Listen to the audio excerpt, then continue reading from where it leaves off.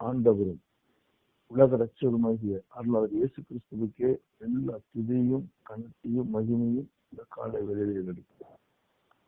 பரிசுத்த சேனை ஜெப ஐக்கியத்தில் இணைக்கப்பட்டிருக்கிற அன்பு தேவ பிள்ளைகள் பொறுப்பாளர்கள் யாவருக்கும் ஆண்டவராய் இயேசு கிறிஸ்து இனிய நாமத்தில் காலை வணக்கத்தையும் வாழ்த்தையும் நன்றியை தெரிவித்துக் கொள்கிறேன்.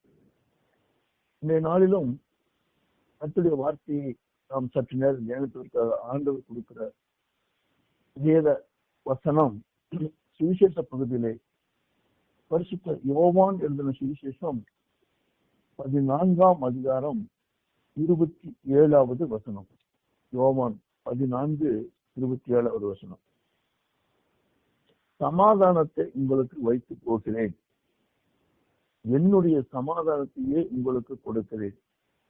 உலகம் கொடுக்கிற பிரகாரம் நான் உங்களுக்கு கொடுக்கிறது இல்லை. உங்கள் இருதயம் கலங்காமலும் பயப்படாமலும் இருப்பதாக. கிறிஸ்துவே மகிமை உண்டாவதாக. இந்த நாளிலும் இந்த சமாதானத்தை தேடி இன்றைக்கு வாழ்கிற உலகத்தில் இருக்கிற 100 கோடி ஜனங்களிலும் பல ரிலீஜியனை சேர்ந்தவர்கள் அவர்களுக்கு உண்டான ஒரு இஷ்ட தெய்வத்தை தேடி நாடி ஓடுகிறார்கள். ஆனால் சமாதானம் கிடைக்கிறா என்றால் அநேகருக்கு சமாதானம் கிடைக்கல. காரணம், ஒவ்வொரு மனிதனுடைய இருதயங்களும் எதை நம்பி வாழ வேண்டுமோ அதுக்கு மாறாக நிச்சயத்தை விட்டு அனித்தியமான காரியங்களை அதிகமாய் மனம் விரும்புகிறது. அதனால் அநேகர் சமாதானத்தை இழந்து போகிறோம். இந்த சமாதானத்தை இழந்து போவதற்கு கிறிஸ்து நமக்கு சொல்லுகிறது, உங்கள் இருதயம் கலங்காமலும் பயப்படாமலும் இருப்பதாக. உங்கள் இருதயம் கலங்காமலும் பயப்படாமலும்.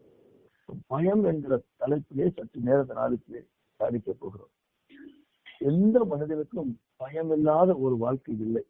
கிறிஸ்தவர்கள் தான் இன்றைக்கும் மனிதனுக்குள் ஒரு பயம் இருக்கிறது. இந்த நவம்பர் மாசம் வந்துட்டாக அடுத்து கிறிஸ்துமஸ் ஆயத்தமாக வேண்டும் என்று சொல்லி ஒவ்வொருடைய மனிதனுடைய இருதயமும் இன்னைக்கு கலக்க முடியுது. கிறிஸ்துமஸ் வந்துருச்சு, ஆயத்தமாக வேண்டும், குடும்பத்துக்கு தேவையான பொருட்களை வாங்க வேண்டும் என்று சொல்லி மனம் பயப்படுகிறது. இரண்டாவது பார்க்கிறோம்னா, பிள்ளையுடைய எதிர்காலத்தை குறித்து பார்க்கிற பொழுது ஒவ்வொரு மனுஷனுக்கும் பயப்படுது. பெண் பிள்ளையாக இருந்தால் அந்த பெண் வாலிப காலங்களை அடைந்து விட்டால் பிள்ளையுடைய எதிர்காலத்தை குறித்து பயப்படுகிறார்கள். ஆண் பிள்ளை என்றால் படிப்பு முடிகிற வரைக்கும் நல்ல படிப்பு படிக்க வேண்டும் என்று அவனை குறித்து ஒரு பயம் இருக்கு. படித்து முடிச்சா வேலை வாய்ப்பு கிடைக்க வேண்டும் என்ற பயம் இருக்கு. பிள்ளைகளுக்கு எதிர்காலத்தை அமைத்து கொடுக்க வேண்டும் என்று சொல்லி பெற்றோருக்கு ஒரு பயம் இருக்கிறது. படிக்கிற குழந்தைகளுக்கு ஆனுவல் எக்ஸாம் பார்த்துட்டா பயம் இருக்கிறது. இப்படி ஒவ்வொருவருக்கும் ஒவ்வொரு பயம் சூழ்ந்து கொண்டேதான் இருக்குது. அந்த வேதத்திலே நமக்கு சொல்லப்பட்டிருக்கிற வேத பண்டிதர் சொல்ல 365 நாட்களுக்கும் நீங்கள் பயப்படாமல் இருக்க வேண்டும் என்று சொல்லி வேதவசனம். 365 நாட்களுக்கும் 365 வசனங்கள். அப்படி நாம் பார்க்கிற பொழுது இன்றைக்கு இந்த காலவெளியில் பயமில்லாத வாழ்க்கை இல்லை. நமக்கு வேதத்திலிருந்து ஒரு சில நிகழ்வுகளை நமக்கு பயமில்லாத ஒரு வாழ்க்கை வாழும்படிக்கு கற்றுக் கொடுத்த வார்த்தைகளை பரிசுத்த வேதாகமத்தில் நாம் எப்படி அவனை போல கிறிஸ்துவின் மீது பிதாவாகிய தேவன் மீது சட்டங்கள் நம்பிக்கை வைத்து வாழ வேண்டும் என்று சொல்லி வரலாற்று சமூகம் நமக்கு சொல்கிறது. நியாயாதிபதி புத்தகங்கள் 6ஆம் அதிகாரத்தை பார்க்கிற போது கிரியோன் என்கிற ஒரு வாலிபனை குறித்து தெரியும். தங்கள் முற்றாக்கள் சொன்ன அத்தனையும் அவர் கேட்டுக்கொண்டுதான் இருந்தார். அப்பொழுது கூட பிதாவாகிய தேவன் நேரடியாக ஒரு இடத்துல சொல்வார், இவனை பார்த்து சொல்ற, நீ பயப்படாமல் உனக்கு இருக்கிற பலத்தோடு போ, உன்னோடு இருக்கிறவர் நான் அல்லவாங்கிறாரு. ஆனாலும் அப்பொழுது அவர் பிதாவிலேயே பேசுறாரு, தேவரே நீ என்னோடு இருக்கிறேன் என்பதை நான் அறிந்திருக்கிறேன்னா, ஆனா ஒண்ணு செய்யணும். அவரையே ஒரு சோதிச்சு பார்க்கிறாரு. அவர் என்ன சொல்றாருன்னா, ஒரு தோலை போடுறேன், அந்த தோல் மட்டும் காஞ்சிருக்கணும். இது சொன்னபடி இந்த இடம் மற்ற இடமெல்லாம் இந்த தோலை போட்ட இடத்துக்கு மற்ற இடமெல்லாம் என்ன எப்படி இருக்குன்னா, பூமியெல்லாம் காஞ்சிருக்கணும், தோல் மட்டும் தான் நனையணும். ஒரு குறிப்பிட்ட இடம் அந்த பூமி முடிச்சிருக்கிற இடத்துல ஒரு பொருளை போடுறேன், ஒரு தோல், அந்த தோல் மட்டும் எப்படின்னா அது மட்டும் தான் நனைஞ்சிருக்கணும், மற்ற இடமெல்லாம் காஞ்சிக்க சொன்னாரு. தேவன் அவருடைய வார்த்தைக்கு அப்படியே செய்தாச்சு. சரி, விருப்பத்தின்படி செய்த பயம் இல்லாம நீ இந்த போருக்கு போ. காரணம், நீங்கள் விதைக்கிறதையும் அறுக்கிறதையும் சேர்த்து வைக்கிறதையும் உங்களுடைய ஆடு மாடுகளையும் சொத்துக்களை எல்லாம் நீதியாளர் கொள்ளையடித்துக் கொண்டு போகிறார்களே, அவர்களிடத்திலிருந்து நீ ஏற்றுக்கொள்வாய், நீயே அதை தலைமையேற்று நடத்துவாய் என்று சொல்லப்பட்ட வார்த்தைக்குத்தான் தேவனோடு இவர் பேசுகிறார். அந்த காரியம் அப்படியே தேவனத்தில் கேட்ட காரியம் நடக்கிறது. இரண்டாவது ஒரு முறை அவருக்கு சந்தேகம் வருது, பயத்தின் நிமித்தமாக தான் சந்தேகம் வருது. அடுத்து இரண்டாவது முறை சொல்லுகிறார், ஆண்டவரே என் மீது கோபம் கொள்ளாத. காரணம் இந்த விஷயம் ஒரு விஷயத்த இந்த நான் செய்யறேன், இந்த தோல் மாத்திரம் காய்ச்சிருக்கணும், இந்த தோல் மாத்திரம் மட்டும் காய்ச்சிருக்கணும், பூமியெல்லாம் எல்லாமே நலஞ்சிருக்கணும் என்று சொல்லி இரண்டாவது முறை கேட்கிறார். இரண்டாவது அதே பிரகாரம் கர்த்தர் செய்கிறார். அப்பொழுதும் அவருடைய மனசு கர்த்தர் சொல்லிட்டு போலான்னு சொல்லி அவருக்கு பயம் அவரை விட்டு எழுவிட. ஒரு பயந்து சுபாவம், வாலிபன் ஒரு பயந்து சுபாவத்தில் இருக்கிறான்னா வேதம் சொல்லுகிறது. அதற்கு அடுத்து இந்த அந்த நியாயாதிபதி புத்தகம் 7ஆம் அதிகாரத்திலே வாசித்தோம்னால் கர்த்தர் சொன்ன வார்த்தைக்கு போகிற பொழுது ஏறத்தாழ 33,000 பேர் அவரோட நீதியாரை அவருக்கு தன் ஜனங்களை விடுதலை பண்ணுவதற்கு புறப்படுறாங்க. ஆண்டவர் சொல்வாரு, கிதியோனை பார்த்து, கிதியோனை இத்தனை பேர் தேவையில்லை அவங்களை சென்றெடுப்பதற்கு, பயமும் திகிலும் உள்ள எவனோ அவனை திருப்பி போசது. பயமும் திகிலும் இதற்கான் கிறிஸ்து உங்கள் இருதயம் கலங்காமலும் பயப்படாமலும் இருக்குன்னு சொல்கிறார். கிறிஸ்து பயமும் திகிலும் உள்ளவர்கள் போகும்போது 22,000 பேர் திரும்பி போயிடுறாங்க. மீறி 11,000 பேர் இருக்கிறாங்க. அந்த 11,000 பேருக்கு சொல்றாரு, தேவன் சொல்லுகிறார், இந்த யோர்தான் நதியில அவங்க தண்ணிய அவங்க முழங்கால் படிட்டு எவன்லாம் குடிக்கிறானோ அள்ளி குடிக்கிறானோ அவனை விட்டு கையில் அள்ளி நக்கி எவன் குடிக்கிறானோ அவனை மட்டும் கூப்பிட்டு சொல்றாரு. அப்படி கர்த்தர் சொன்ன வார்த்தைக்கு அவர் பார்க்கிறாரு. 300 பேர் எடுத்துக்கிறாரு. அந்த 300 பேர்த்தோட மட்டும்தான் அவர் போகிறார், தேவனுடைய கட்டளைக்கு கீழ்ப்படிந்து. அப்பொழுது கூட அந்த 300 பேரை நிறுத்தி விட்டு இவர் என்ன பண்ணுகிறார் என்றால், இவர் மட்டும் தனியார் நீதியாளருடைய படைக்கு போறாங்க. அங்க இருக்கிறவங்க சொன்னாங்க, கர்த்தரின் பட்டயமே அது கிதியோனுடைய பட்டயம் என்றார்கள். கர்த்தரின் பட்டயம் அது கிதியோனுடைய பட்டயம், அவன் நம்மளை அத்தனை பேர்த்தையும் அடிச்சிருவாங்கன்னு சொல்லும் போது எல்லாரும் பயப்பட்டாங்க. ஆனா அந்த கிதியோனை கொண்டுதான் கர்த்தர் இஸ்ரவேல் ஜனங்களுக்கு மீட்பை கொடுத்தார். அந்த மீதியார் அத்தனை பேர்த்தையும் முறியடிக்கும்படி செய்தார். அதாவது பயம் என்றால் கிறிஸ்து மேல் நம்பிக்கை வைத்த அந்த பயம் அவளை விட்டு போனது வெற்றியை கண்டார்கள். இரண்டாவது ஒரு மனுஷன் பயப்பட்ட இன்னொரு வாலிபனை குறித்து வேதம் சொல்லுகிறது. 1 சாமுவேல் புத்தகம் 17ஆம் அதிகாரத்தை வாசித்து பார்த்தோம்னால் இந்த தாவீது ராஜாவை குறித்து நமக்கு நன்றாக தெரியும். அந்த தாவீது ராஜா ஆடுகளின் பின்னாடி தெரிந்தவரை கர்த்தர் தெரிந்தெடுக்கிறார். சவுலும் அவருடைய இராணுவமும் கோலியாத்தை பார்த்து பயந்து நிற்கிறது. 40 நாட்களும் அவன் கோலியாத்து இஸ்ரவேல் ஜனங்களை இராணுவத்தை பார்த்து நிந்திக்கிறார், அனுதினமும் நிந்திக்கிறார். இந்த வார்த்தை தாவீதுடைய செவிகளுக்கு கேட்கிறது. தாவீது போய் ராஜாக்களை சொல்கிறார், நான் போறேங்க, நீங்க ஒருத்தரும் பயப்படாதீங்க, நான் போறேன் அப்படிங்கிறாரு. அப்படி சொல்லுகிற பொழுது அவர் என்ன தேவன் மேல் நம்பிக்கை வைத்து சொல்லுகிறார், நான் போறேன் அப்படிங்கும்போது அதே 17ஆம் அதிகாரத்துல 34வது வசனத்திலே சொல்லுகிறார். ராஜாவுக்கு சவுலிடத்திலே சொல்லுகிறார், என்ன ஆண்டவன் முதலாவது நீங்க தெரிஞ்சுக்கணும். காரணம் என்னன்னா, எங்க அப்பாவுடைய ஆடுகளை நான் மேய்ச்சிட்டு இருந்தேன். ஒரு விஷயம் சிங்கம் வந்துச்சு, ஒரு விஷயம் கரண்டி வந்துச்சு. அது ரெண்டையும் என்னுடைய வெறும் கைகளாலே கொன்று போடும்படிக்கு பிதாவாகிய தேவன் எனக்கு போடுறது. அதை கண்டு நான் ஒரு நாளும் பயப்படல. இந்த வெளிச்சனை கண்டு நீங்க பயப்படுறீங்க. அந்த மிருகத்தை போல, 5 அறிவு உள்ள மிருகத்தை போல இவனும் ஒருத்தனாத்தான் இருப்பான். காரணம் அவனுக்கு அறிவு இருந்ததுன்னா சேனைகளின் தேவனுடைய கர்த்தரா இருக்கிறவரை அவன் நிந்திப்பானா, இருந்தா அவனை கொண்டு பயப்படாத. அப்பொழுது சவுலுக்கு ஒரு எண்ணம் வந்து, ராஜாவுக்கு, நீ என்னுடைய தலைசீலாவை போட்டுக் கொடுங்க, பட்டயத்தை எடுத்துக் கொடுங்க அப்படின்னு சொல்லிட்டு பல விதமான போருக்கு செலுத்தின அணிகளை அவர் எடுத்து சொல்லி அனுப்புறார். போருக்கு செல்ல முடியாத பல விதமான ஆயுதங்களை கொடுத்து அனுப்புறார். என்ன எனக்கு பழக்கம் இல்லை, அதனால நீங்க என்ன பண்ணுங்க,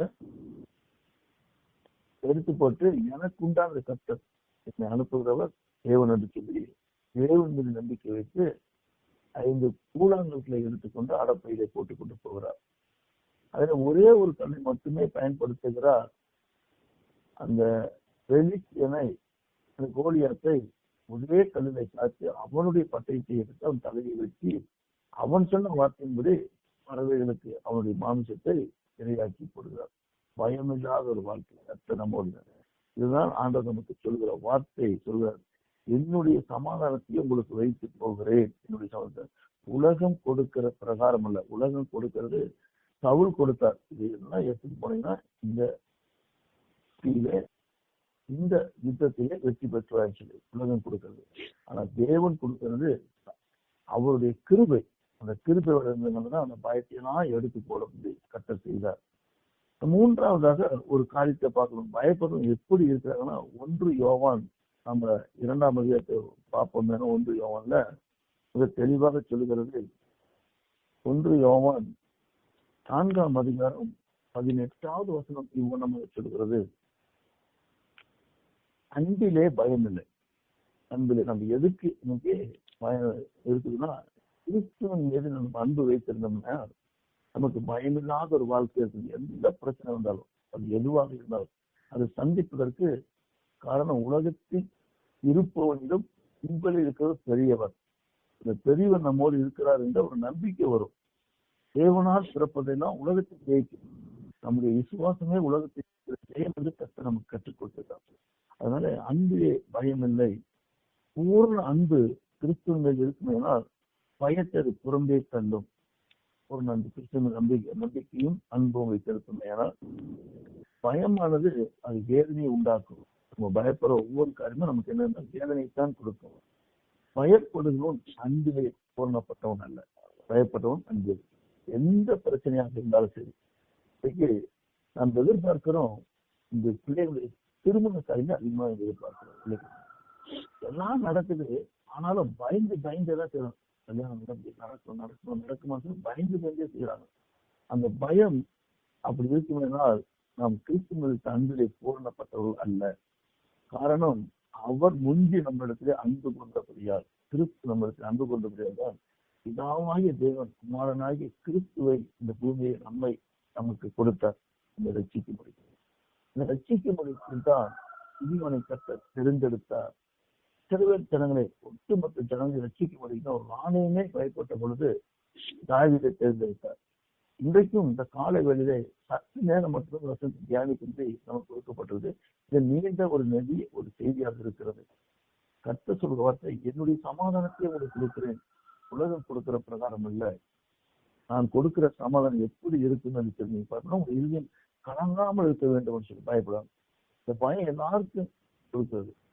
உயிர்த்தெழுந்த அந்த பரிசுத்தாகிய தேவன் இந்த பயத்தை நீக்கும்படிக்கு, இதில் நம்முடைய இறுதியை எடுத்து போடும்படிக்கு அப்போஸ்தலர் நடவடிக்கையிலே 16ஆம் அதிகாரத்தில் நமக்கு சில காரியங்களை குறித்து அவர் சொல்லியிருக்கிறார். அப்போஸ்தலர் 16 சொல்லும்போது, கர்த்தருடைய ஊழியத்துக்கு அழைப்பை பெற்று ஊழியத்துக்கு அந்த பரிசுத்தாவியானவர் உதவி எப்படி இருக்குது என்றால், கிறிஸ்துவுடைய ஊழியத்தை நீங்களோ கிறிஸ்துவை கொலை செய்தீர்கள், நாங்களோ உயிர்த்தெழுந்த இயேசு கிறிஸ்துவை பற்றி பிரசங்கிக்கிறோம் என்று சொல்லி பிரசங்கித்துக் கொண்டிருந்த பவுலையும் சீலாவையும் பிடித்து சிறைச்சாலையிலே போட்டு விடுகிறார்கள். சிறைச்சாலையிலே அது எப்படி போடுறாங்கன்னா, தலைகளுக்காக அவருடைய கைகளை கட்டி தொழுவத்திலே மாற்றி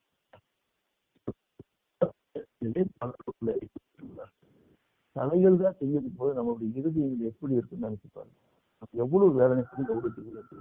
ஆனா இவைகளுக்கு மத்தியும் சற்றும் திகிலும் பயமும் இல்லாமல் பவுலும் சீலாவும் தேவனை துதித்து அவர்கள் ஆராதனை செய்தார்கள்.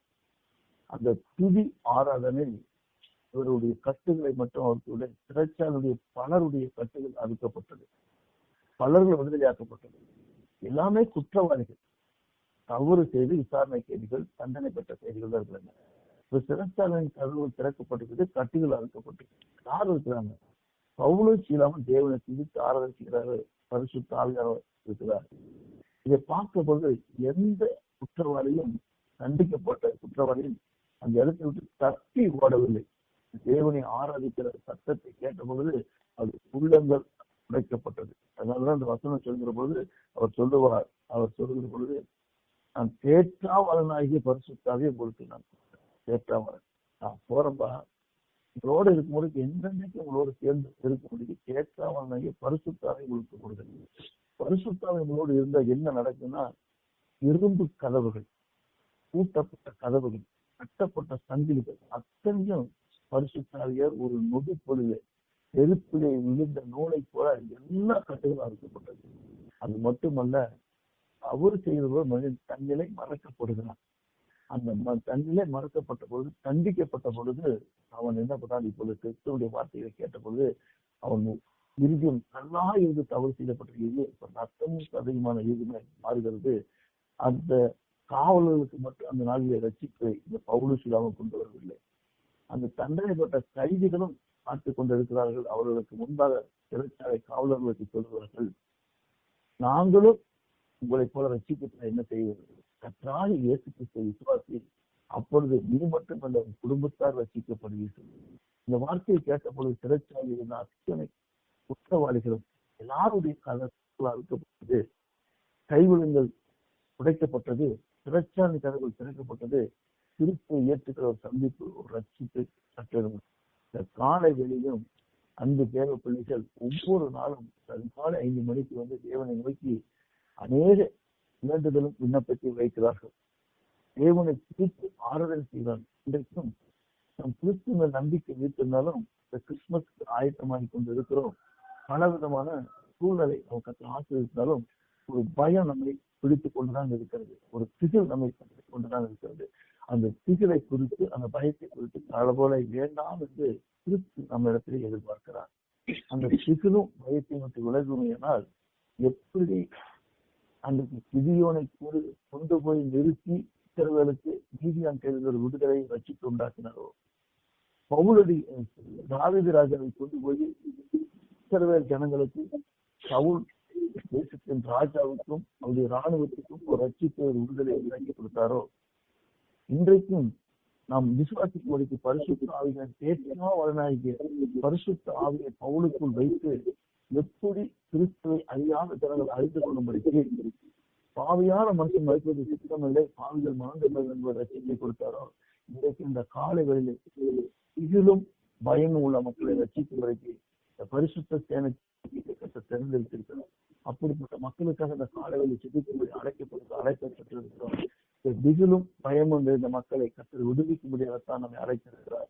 அந்த விடுதலை உண்டாக்கும்படிக்கு எப்படி பவுலும் சீலாவும் செபித்த பொழுது சிறைச்சாலையின் கதவுகள் திறக்கப்பட்டது, கட்டுண்டவரும் கட்டிலே என்று விடுதலையாக்கப்பட்டார். இன்றைக்கும் மனிதனுடைய வாழ்க்கையிலே வறுமை என்கிற கட்டப்பட்ட மக்கள் யாராலும், ஜாதி என்கிற சூழலை கட்டப்பட்ட மக்கள் யாராலும் இருக்காங்க. மனுஷனால் இன்னைக்கு நிந்திக்கப்பட்டு அவமானப்படுத்தி கொடுமைப்படுத்தப்பட்டு இன்றைக்கு அவர்களை சிறுமைப்படுத்துகிற கட்டிலே இருந்த அநேக மக்களை விடுதலையாக்கும்படி கர்த்தர் நம்மை அழைக்கப்பட்டிருக்கிறார். அந்த அழைக்கப்பட்டிருக்கிற நாம் கிறிஸ்துவ இடத்திலே நாம் வேண்டுதல் செய்வோம். கிறிஸ்து சொல்லுகிறார், என்னுடைய சமாதானத்தை என்னுடைய வல்லமே உங்களுக்கு நான் கொடுத்திருக்கிறேன். அது உலகம் கொடுக்கிற பிரகாரம் இல்லை, உலகம் கொடுக்கிறது சிறைச்சாலையில் தான் போதும். உலகம் உங்களை கட்டிதான் வைக்க முடியும், ஆனால் நாங்கள் கட்டுகளை அவிழ்த்து போடுகிறேன் என்று நீங்கள் உங்கள் கலங்காமலும் பயப்படாமல் இருப்பீர்கள். ஏனால் இந்த நாள் நமக்கு ஆசிரியப்பட்ட நாளாக இருக்கும் என்று சொல்லி கிறிஸ்து நமக்கு மிகப்பெரிய உன்னதமான உயர்வான வேலையை கொடுக்கிறார். அதைத்தான் குறித்து சொல்லுகிற போது அவர் இசைக்கியல் திருப்பதி புத்தகத்தில் சொல்லுகிற போது சொல்லுகிறார், நான் உன்னை விட்டு விலகுவதும் இல்லை, நான் கைவிடுவதும் இல்லை, கைவிடும். அதே விசுவாச பெருமக்களுக்கு சொல்வது இதுவே 13 சொல்லுகிற போது உங்களுக்கு இருக்கிறவரை கொண்டு இறுதி சொல்றார்.